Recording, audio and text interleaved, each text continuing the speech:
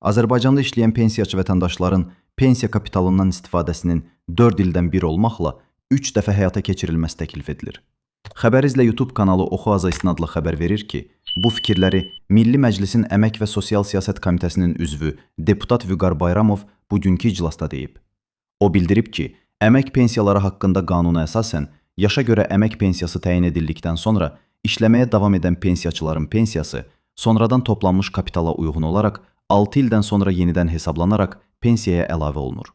6 ildən sonra vətəndaşın fərdi hesabının sığorta hissəsində ödənilən məcburi dövlət sosial sığorta haqlarının 90% nəzərə alınmaqla pensiya kapitalı qeydə alınır.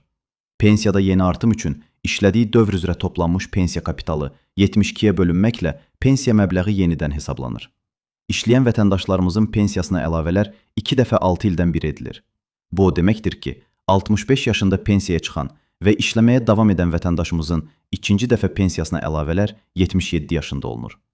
Əksər inkişaf etmiş ölkələrdə bu hallarda pensiya kapitalından istifadə üçün müəyyənləşdirilmiş müddət daha qısa zaman əhatə edir. Təklif edərdim ki, əmək pensiyaları haqqında qanuna dəyişikliyə baxılsın və işləyən pensiyaçı vətəndaşlarımızın pensiya kapitalından istifadə imkanı 2 dəfə 6 ildən bir deyil, 3 dəfə 4 ildən bir həyata keçirilsin.